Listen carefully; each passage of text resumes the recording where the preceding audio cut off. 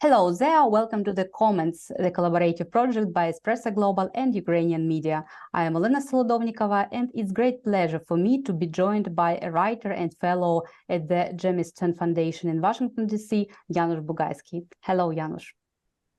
Hello, Elena. Good to see you. To see you too. Janusz, you are looking into different options of the collapse of Russia in the independent countries. To what extent do these processes depend not only on the countries occupied by Russia, but also on the West, which seems to be afraid of such a process? I think that the West is afraid of too many things. It's afraid of Russia winning, and it's afraid of Russia losing. At some point, it's got to stand up to principles of a free world, of independent states, of the end of the last empire in Europe and Eurasia, which is Russia. And the West can do a lot of things to help not only defeat Russia, but to make sure that Russia never rises again to threaten neighbors such as Ukraine. And the first order of business is to give Ukraine the weapons that it needs. This should have been done early on. A lot of us here in Washington blame the Biden administration for being much too slow in providing the sort of military assistance that Ukraine needed from day one of the attack, or even before the attack, in preparation for it or to deter it. Now it needs desperately artillery, it needs ammunition, it needs air defense systems, also long-range weapons to destroy Russian infrastructure and logistical networks. There's a lot that can be done. More and more is beginning to come in. And ultimately, I would say I am an optimist. I think there's an old saying that America tries everything else before it does the right thing. And I think eventually America will do the right thing. I expect, again, I don't know for sure, but by the end of April, I think a lot of this funding should be released. So to answer your question very briefly, the West can do a lot to help defeat the Russian army in Ukraine. And that, I think, will help precipitate the beginning of the collapse of the Russian Empire, of the so-called Russian Federation. But what are the one or three fears of the West? Are they based on the new distribution of the oil and gas market, or on so-called chaos in the world? This narrative is very popular, headlined by Russia.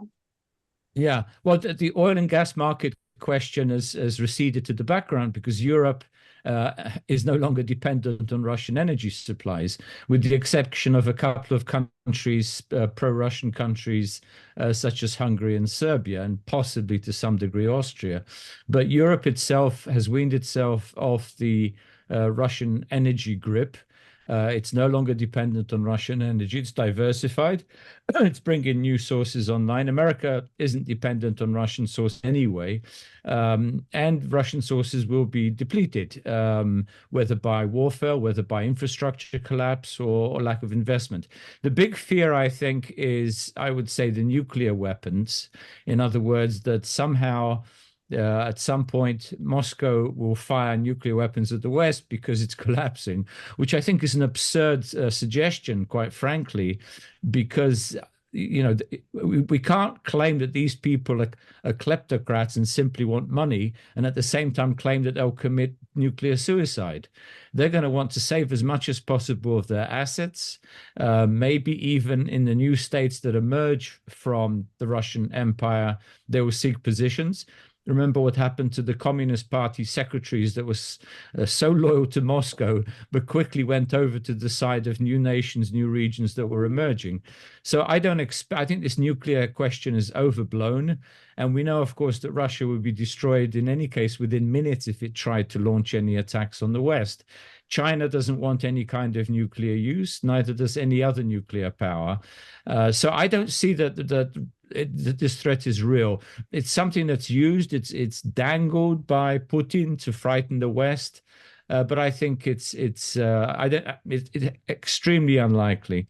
The other question in terms of fear would be fear of unpredictability. In other words, fear, as you said, of chaos, of disruption, of which was the fear actually in the West when the Soviet Union collapsed, that there would be a lot of warfare between new states emerging, that there would be a lot of economic uncertainty, that there would be refugee outflows and so on. Well, most of that didn't happen, and we settled down to a relatively peaceful period. The problem was that Russia itself wasn't fully de-imperialized, just a part of it, the outer empire. So I think these fears are overblown, and I would listen to the countries next door to Russia. If they don't fear Russia, why on earth should America fear Russia? Absolutely. And what do you think will be the language of communication between the deoccupied countries? Probably that is a strange question, but can the Russian language be used or is it too toxic? I would say in many places it's too toxic. In the interim, maybe the generation that still learns Russian will continue to use. I would prefer, I think everybody in the world should be mandatory to speak English. But that includes all the states that emerged from Russia. But maybe I'm a bit prejudiced. But I would say what would happen, as we see happening in places like Kazakhstan, other Central Asian countries, that even though they were very heavily dependent on Russian and Russified, they moved away from Russian language because Russian language represented one pillar of Muscovite imperialism. And to restore your native language, to rediscover like Ukraine is doing. Ukraine is rediscovering its literature, its arts, its history, its identity, which was so heavily Russified over the centuries. And now the Ukrainians are rediscovering that it's their own history, it's their own identity. It's got nothing to do with Muscovy. It's got nothing to do with Russia. And I think all these countries neighboring Russia and the countries that are still occupied within Russia, whether Tatars or Bashkirs or Tuvans, will rediscover their heritage, their traditions, their history, and their language. I would like to ask you about the terrorist attack of the Crocus City Hall in the Moscow, if you don't mind. What is your guess? It was organized by ISIS or by the FSB or by both? It's a question that at the moment is not fully answerable. All you can do is to look at the evidence so far, and the evidence so far in the history of Russian terrorism, or the history of terrorism in Russia. I would say that at the moment it looks like a very botched job, very poorly organized terrorist operation by the Russian Interior Security, in other words, probably the FSB, trying to use Tajik citizens who were presumably recruited through some sort of ISIS network. And again, ISIS isn't a big, tight organization. It's more of a network. And you tend to buy people to do certain things and then claim ISIS did it. My guess is this is, my best supposition at this point with the evidence given that it was a poorly executed FSB operation in order to try and discredit Ukraine, in order to raise public anger against the West, in order to help in the process of mobilization, because Russia's desperately going to need more troops as it loses so many tens of thousands on the front lines in Ukraine. So I think this was actually an attempt very similar. If you remember in 1999 with the September 99 with the apartment buildings, 3 of them were actually blown up. In the 4th one, they caught some very suspicious guys laying bomb material. They claimed they were simply simulating a terrorist attack, but it seemed as though, again, it was partly botched. It seems it's so amateurish. I think a lot of the senior guys in the KGB are going to look at this and say, good grief, our country must be in terrible state. We can't even organize a terrorist attack anymore properly. So it's, it's an indicative, actually, also, I would say, of the inability of the Putin regime to protect its population, or I would go even further. I would say the willingness of the Putin regime to kill its population in order to achieve certain goals. Yes, but do they want to change focus of the world from the Ukraine to these terroristic attacks and thinking about that, not about Ukraine? Well, absolutely. Look, there's a terrorist attack on Ukraine every day. Every day, Russia engages in terrorism against Ukraine. It's not condemned in the United Nations. I don't see a lot of the world leaders going to President Zelensky and giving their condolences for all the deaths of children and women and old people and civilians, innocent civilians in Ukraine every day. Russia tries to distract. They're the victim. Throughout history, they've tried to depict themselves as the victim of outside forces. And this is a typical example of engineering a victim scenario. Yes, and dehumanization. But we do understand that Putin benefits from keeping the people in the fear and painting the new external threats in Russia. But why do Russian media exactly emphasize that this attack had been carried out by Tajik citizens, whom they have always considered as a second-class citizen and mocking of them entirely? You know that. What was wrong with them? Why they use Tajik people? Why do you use Tajiks? From what I gather, this ISIS group, ISIS-K, or Kurdistan area, Central Asia, Afghanistan, they recruit a lot of Tajiks, Kyrgyz, and people from some of the other former Soviet republics, as well as Afghanistan and Pakistan. So maybe it was easier for them to actually get some Tajiks than others. I mean, what clear is they couldn't get any Ukrainians to do this, even though they could buy and they do buy people in Ukraine and elsewhere, or people that compose as Ukrainian. They couldn't even do that. Secondly, I would say it was a huge error on their part to try to recruit Tajiks, because the fingers in Russia also are pointing at ethnic populations that are not Russian. In other words, people from Central Asia. There's been now increasing xenophobia. I mean, there's huge xenophobia anyway in Russia, but increasingly targeted xenophobia against people from Central Asia and the Caucasus, as well as Russia's Far East. I mean, they can't physically distinguish between them except that they're non-Slavs.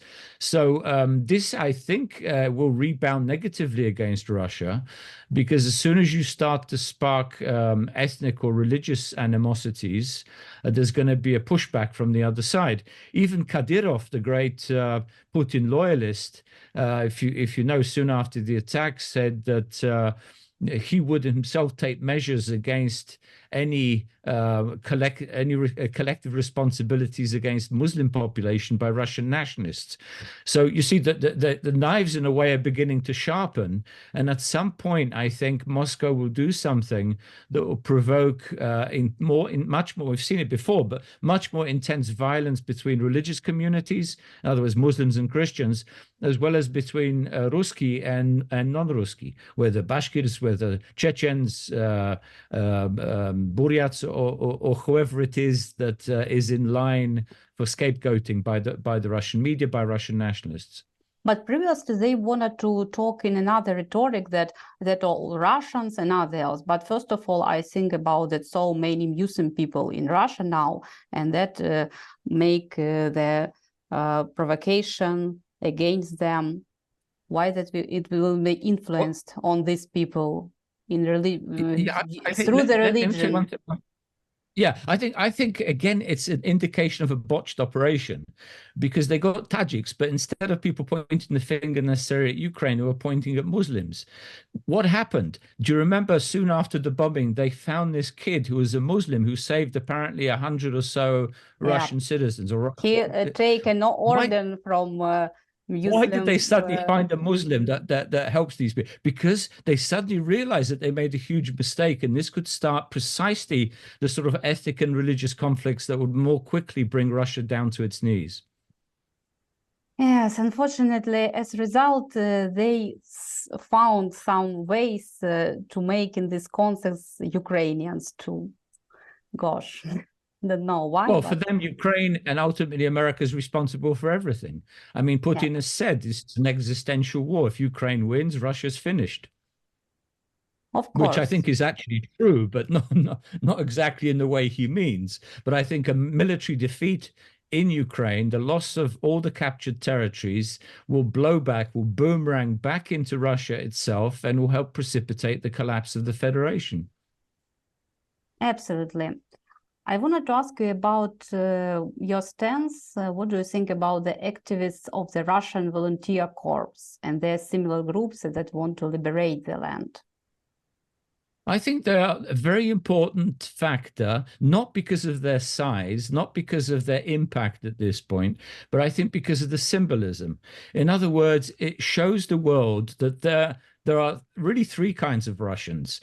There are the imperialist Russians who would support Putin through war. There are the democratic imperialists amongst the Russian opposition who claim that they want peace, they want to live well with neighbors, but still want to continue the empire.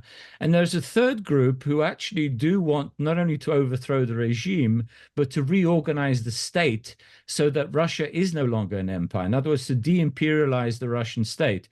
I'm not saying everybody amongst these volunteers is such, but there have been several voices. Remember, there's also a Siberian battalion, which consists not only of Ruski, but also of Saka people from Buryats, from other parts of Siberia, who also are fighting for an independent state. So I think this is a strong symbol that there are, so to speak, good Russians. And this is very important for the world to know that there are those Russians in different regions of current Russia, as well as non-Russians in different regions and republics, who want this country finally de-imperialized, democratized, or at least, if not fully democratized, to be able to live at peace with its neighbors and make progress, just as many of the post-Soviet republics did when the Soviet Union collapsed.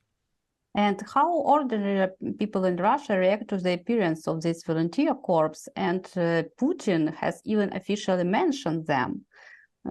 Why he well, it shows made it? Yeah. It shows that their importance is rising. The idea, I think, and some of the leaders have said this, the idea is to capture and hold some of the territory in Belgorod, Kursk, and some of these regions, some of these oblasts bordering Ukraine, hold territory to destroy the local pro-Putin forces, and to get some of these units to actually mutiny and go over to the side of the liberationist forces.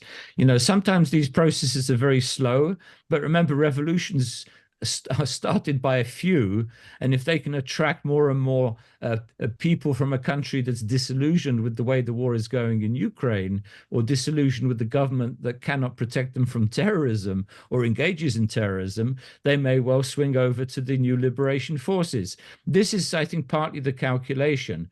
I think also Putin does fear that this will serve as an example to other forms of unrest in Russia itself. Remember, we had the Prigozhin mutiny last year, where a private military, so-called private, I mean, they were funded by the state, but these little Putin Prigozhin thought he could overthrow the security structure, not Putin himself, but the defense minister and Gerasimov, the chief of staff. He didn't manage to get all the way to Moscow because he didn't have a clear plan. But remember how easy it was for him to go right across central Russia with just a few hundred troops.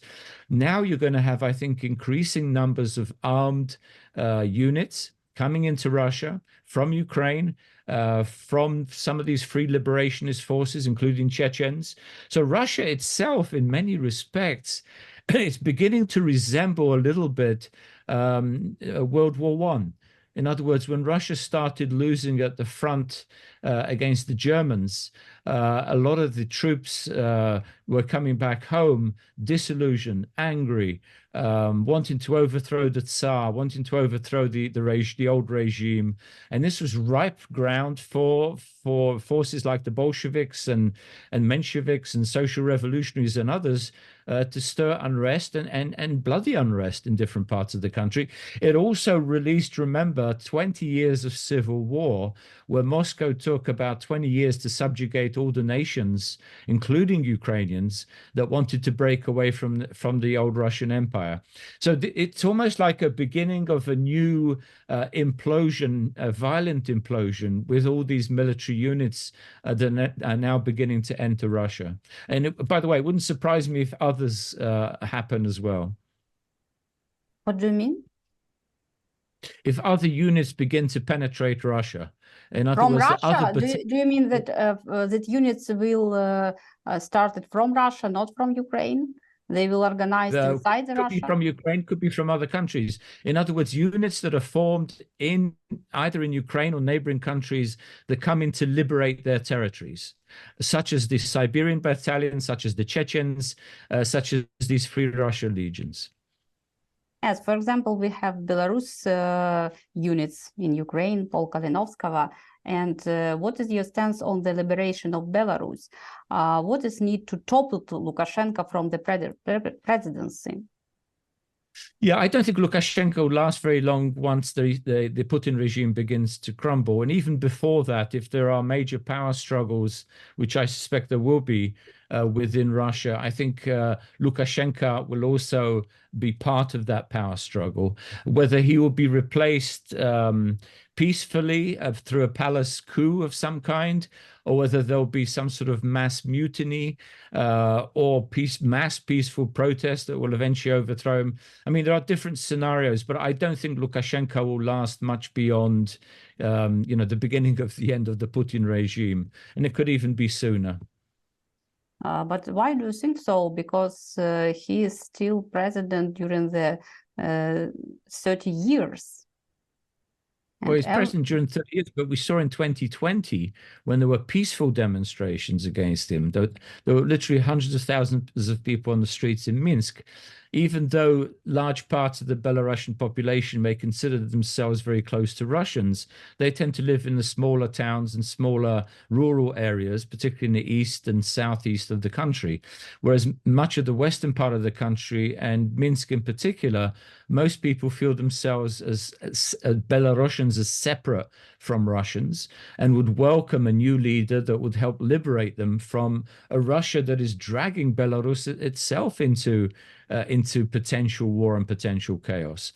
Let's put it this way. Lukashenko has resisted complete Russian control. He hasn't been dragged into the war. He's helped Russia conduct the war, but he hasn't used any Belarusian troops. Now he's threatening Poland and the Baltic states, which is a bit of a joke. I don't think anybody takes him seriously. But it indicates to me that his rule is not certain. He has to make postures, make gestures to Putin every so often to show that he's loyal. There's one other possibility, which I wouldn't completely discount. At some point when Putin is clearly losing the war in Ukraine, and there are major reversals, even the Russian front collapsing in the Donbass or Zaporizhia or Kherson or even Crimea at this point, that Lukashenko will say, no, see, I'm the great nationalist. I want to restore an independent Belarusian state free of Russia.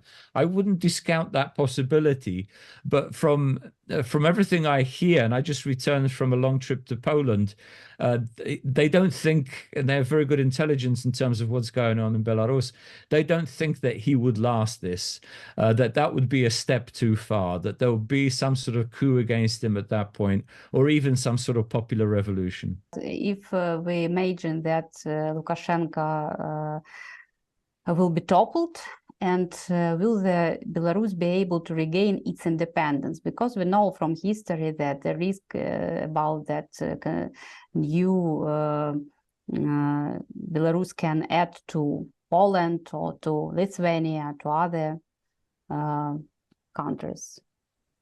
Yeah, I mean, look, there is a Belarusian national identity. It's not as strong, obviously, as the identity of Poles or definitely not Ukrainians, but nevertheless, sometimes in a time of crisis, national identities are accelerated. During uprisings, during revolutions, during major international crises, sometimes identities are born or rediscovered or reinforced. This is what's happened throughout history. So I don't exclude also that Belarusian identity was strengthened as a result of this war. I think a Ukrainian identity, a Ukrainian victory, will strengthen Belarusian identity, and it will also strengthen the identity of other peoples that are beholden or controlled or subsumed or dependent on Russia within the current Russian Empire. I hope that Belarus identity will be rising. These days, there are frequent warnings about the threat of occupation of the Baltic states. What are the possible scenarios of this occupation? Well, the possible scenarios of Russia attacking and invading and holding territory in the Baltic states, if you look at the map, the Baltic states are very vulnerable. They're small countries. They don't have sufficient military. If there was to be a large-scale Russian attack, I'm looking at the pessimistic side. I'm actually an optimist on this. But looking at the pessimistic side, Russia could very quickly, if it used ground forces and air force, in other words, there's not much of a local air force anyway, but to destroy a lot of the military infrastructure from the air and come in by land and take over the cities, Tallinn and Riga in particular. Vilnius would be a bit more problematic because Poland is right next door, and I think any attack on Lithuania would automatically trigger a Polish response. We're not absolutely as clear how quickly Poland could respond in case of an attack on Estonia or on Latvia. And this is why there's something very important. There's a little geographical area called the Suwałki Corridor, which is between Belarus and Królewiec or Königsberg, formerly Kaliningrad, which is only about 120 kilometers wide. And when NATO would have to, by land, reinforce logistically the Baltic states in case of an attack. So the danger is that the Baltic states could be relatively isolated for a few crucial days before NATO, if, of course, NATO responds fully as it should under Article 5, comes to the assistance of any of the Baltic countries. So this is sort of the worst case scenario, that somehow at some point the Russian army would revive itself and invade and take the three Baltic states. Again, that's the pessimistic scenario. I'm more of an optimist. The Russian army took how long to take Avdiivka or Bakhmut? How many died? How much was destroyed? I don't think the Russian army at this point or in any near future is in any shape to stage a major land assault on any country, including the Baltic states. They may try some provocations. They may try and stir trouble with the ethnic Russian minorities in these countries, but I don't see a major military assault, even though some of their propagandists are threatening such a thing. The Russians, if they manage, this is the bigger fear, I think, in the region, that the Russians, if there is, let's put it this way, if there is no massive assistance to Ukraine to win this war, if the lines somehow, either there is some deal in which Russia manages to keep some of its territory, if some of the sanctions begin to be lifted and Russia starts to rebuild its military, that maybe within 2, 3, 4 or longer years, Russia will then be in a position, much stronger position, to threaten its Western neighbors other than Ukraine. This is the sort of scenario that a lot of people paint in places like Warsaw and Vilnius and Tallinn. And this is why, for instance, Polish defense spending is now going like this. It's 4% and climbing, and Polish military is building up its forces, it's stockpiling, building a great weapons supply from the US, from other West European countries, from South Korea, in preparation for war. And Prime Minister Tusk just a couple of days ago actually said we are in a pre-war situation, a pre-war era.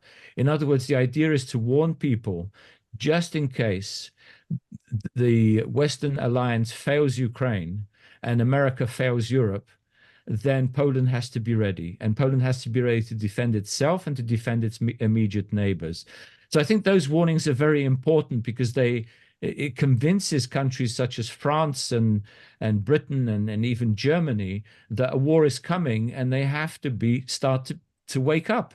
They have to start getting prepared for a major confrontation with Russia in the next few years, with or without American involvement. With American involvement, I think any chances of Russian attacks or provocations against Europe decline, they diminish. But why now Poland doesn't react to the Russian missiles in their territory? Well, what they say, I think they should actually, but what they say is at the moment we need some sort of an agreement with Ukraine and are beginning to work this out. At what point do we shoot this weapon? Because they can shoot it. There's no problem to shoot it, but where does the debris fall? Does it, they killed a couple of Polish farmers, I remember last year, where the missile fell. What if they shoot it down over Ukrainian territory? It may fall and kill some of the Ukrainian farmers. So I think there has to be better coordination between air defense forces in both countries. I think actually what should happen is a no-fly zone placed over all the border regions, NATO border regions, and that would include a large chunk of Western Ukraine, obviously, in which NATO would not only intercept planes, but would intercept all missiles. But there has to be full understanding, agreement by allies, and particularly by the countries affected, Warsaw and Kiev. I would have liked to have seen Poles shoot it down. I suspect that if this missile was heading a bit further into Poland, that it would have been shot down. But the trajectory was coming out of Poland at the same time. Remember, there was also an attack in Romania.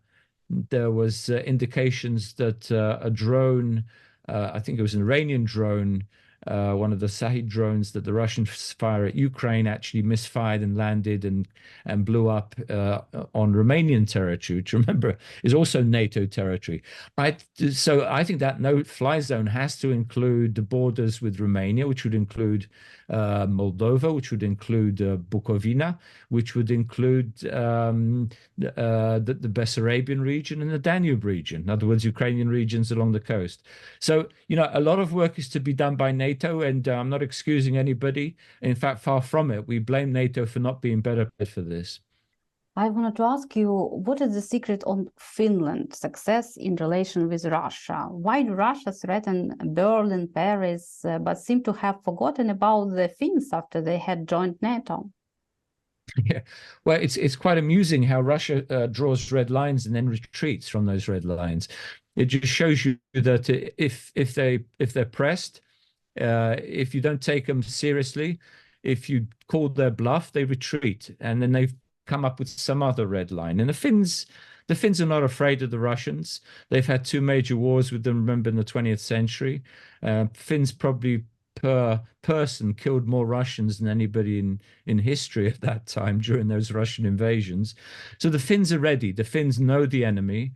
The Finns understand Russia, I think, probably as well as the Poles and the Ukrainians because of centuries of oppression and war. And the Finns, despite their neutrality, actually kept in very good shape their military stocks, their military training, their military forces. So the Finns are very well prepared for any kind of Russian assault on their territory. Maybe why the Russians don't really talk about entering Finland, whereas they think the Baltic states are less prepared and more vulnerable. I think the Finns had an enormously important dimension also to NATO in the Baltic area and also the Arctic area. To have the Finns and the Swedes now within NATO basically makes the Baltic Sea a NATO lake. In other words, a secure lake, other than Kaliningrad, which eventually, or Königsberg, which eventually will become, I think, an independent republic. And then, of course, the St. Petersburg or Ingrin area, which again, I think will be increasingly contested. One other thing about Finland, remember, there's parts of Russia, the Karelian region, or the Karelia Republic, where there are many Ugro-Finnic speaking people, and I'm sure the Karelians would rather be a part of Finland, which is a very rich, prosperous European Union country, than they would to be a part of destitute Russia. Yes, absolutely agree. That is probably provoke and sticky topic why I asked you. Under what conditions should Ukraine claim the territory that historically belonged to them, such as Kuban and Belgorod? There are many Ukrainians still live. Yeah, I think at some point, as Russia ruptures, I think Ukraine will have claims to those territories, but I would say to hold really democratic referenda to see whether the people in these territories, these new territories, want to belong to an independent Ukraine that's moving towards NATO, moving towards European Union. The conditions aren't there yet. That's why these regions first have to be liberated from the Muscovite forces, and then we see where the population belongs. Remember that there's also local identities in many of these regions that are not Muscovite. Russification has been going on for many generations. It includes many territories that we normally consider to be a part of Russia. In the Kuban, I think it may be a bit more complex, because remember, there are parts of Kuban, what Ukrainians call Kuban, was Circassia. So there needs to be, I think, this is a good opportunity, I think, now even, for dialogue between Ukrainians and Free Circassians or Adig people to talk about the future shape of the future border, let's say, between Ukraine and Circassia, exactly where it will be, which territories will be included, and so forth. Maybe the time to start on this question, as well as trying to liberate these territories, is now. At least some initial meetings to this effect.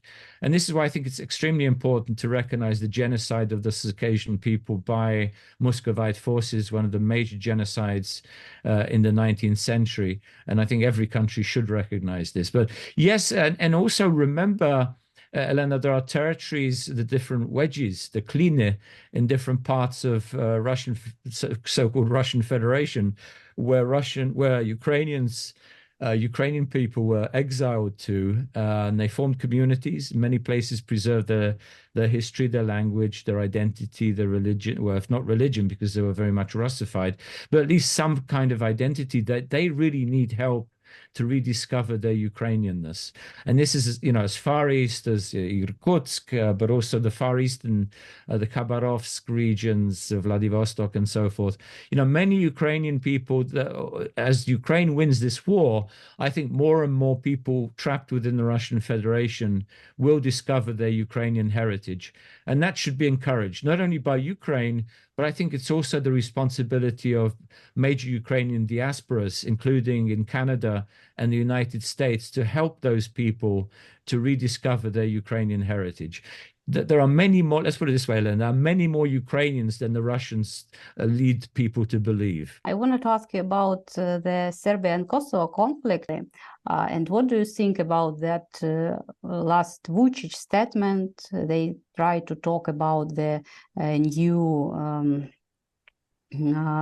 threat to his country and other else. What does it mean for Serbia and Kosovo?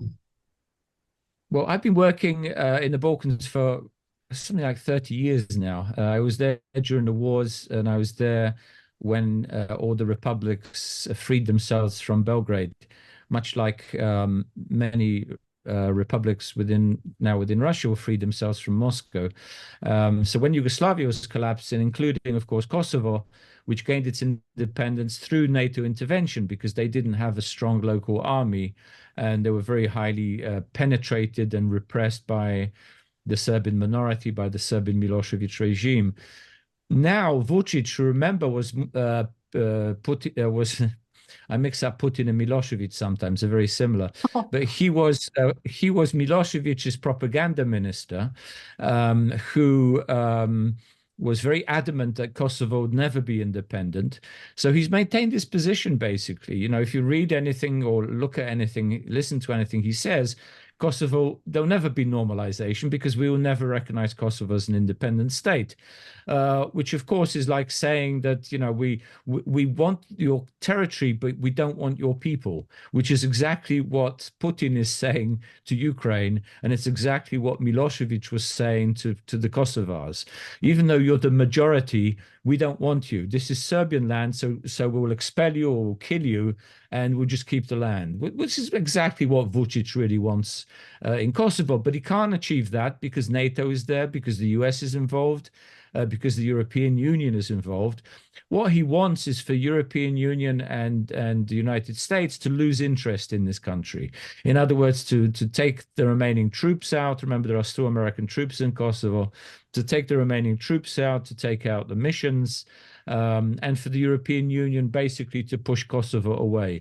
Well, this isn't happening because I think the majority of European Union states understand and recognize Kosovo as independent. In fact, only 5 don't. European Union members. And I think it's gone too far that they'll ever gain Kosovo back. But it's a struggle now because Russia wants to use this territory, the Balkans. Traditionally, it's interfered and used it for its strategic purposes in the Eastern Mediterranean, Balkan Peninsula, Central Europe. It's trying to destabilize the Balkans through Vuichich, who wants some sort of Serbian condominium, not only in Kosovo, but also Montenegro and Crna Gora and Bosnia-Herzegovina. And Putin is aiding and assisting him because he thinks this will disrupt NATO, it will undermine Western unity, and it will distract attention from Ukraine. So it is a potentially dangerous time in the Balkans as well, not only because of Vucic, but because the Muscovites want to generate a new conflict against the West. In what conditions do they dare to start this conflict on Balkans?